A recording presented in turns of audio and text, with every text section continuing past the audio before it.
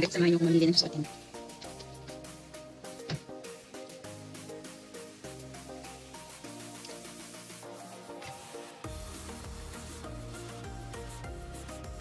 So dahil matagal ko na ito siyang hindi nasuot, pakita ko sa inyo. Suotin natin.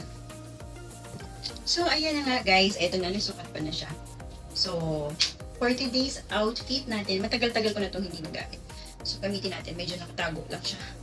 So dahil summer naman ngayon guys. Ngayon guys, ang tip ko sa inyo, kung kayo ay maraming damit, tapos may pang summer, may pang winter, wala namang winter dito. So pang lamig, ganun guys. So, ayan, itabi nyo lang kapag tapos na yung season na yun, and then pwede nyo siyang magamit next year. So, ako ang ginagawa ko is, tinatabi ko lang, yung mga gusto ko lang itabi, tsaka yung mga gusto ko talagang damit, tinatabi ko siya para sa susunod na taon, pwede ko pa siyang magamit. So, eto lang guys, pakita ko sa inyo.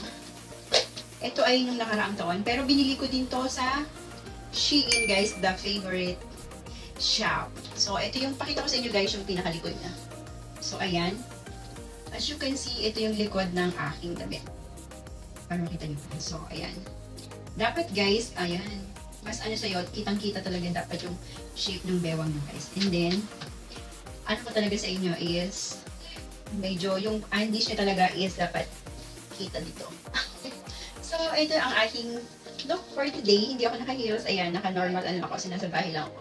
So, ayan, samahan nyo ako ngayong araw na to. Ipapakita ko sa inyo ang ginagawa ko during the day kapag walang work.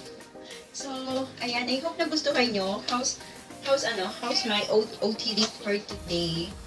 Diba, ang cute. Ito guys, parang last year ko pa to binili. So, ilang beses ko lang siya nagamit. Siguro mga twice or thrice ko lang siya nagamit. Dahil, ayan. O, diba? Super love it. Kung kayo ay mahilig talaga. Ayan, bagay na bagay ito guys. Kapag kayo ay outfit. Ayan. Kaya masyado dito. Medyo hindi na ano siya. I hope nagustuhan nyo guys.